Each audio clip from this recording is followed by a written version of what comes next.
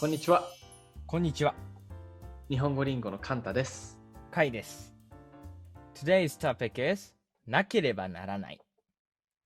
This is in full grammar and it means have to do something, as you know. Of course, this is the correct Japanese and you do use it for writing and for formal speech. Yeah.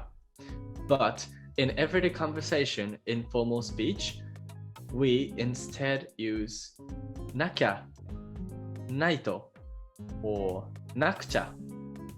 Yeah. But how has it changed its form like this?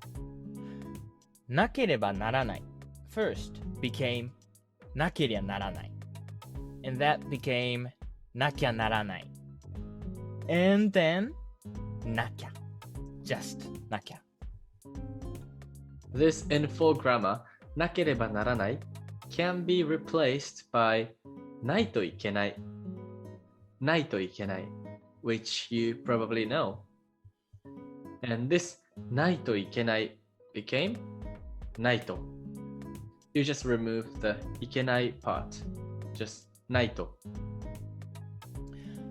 And another way to say なければならない is なくてはならない。なくてはならない。This becomes なくちゃならない。And then なくちゃ。Yeah, なくちゃ. I know there's too much information, but you just need to know that those three, なきゃ、ないと、なくちゃ, those three mean なければならない or have to do something. We use these really often in casual conversation. So let's look at the example and see how often we use them.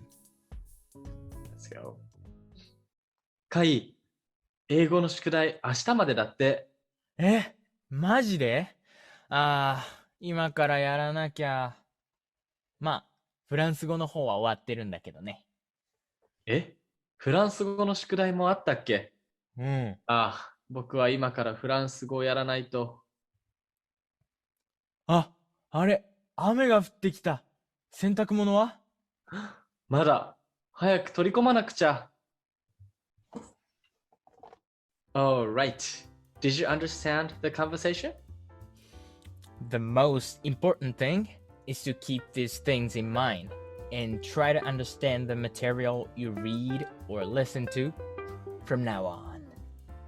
I'm sure Japanese makes more sense to you after knowing this paraphrase. Yeah. So, if you like this video, please hit like, leave some comments, and don't forget to subscribe. ありがとうございました。ありがとうございました。もうこんな時間。寝ないと。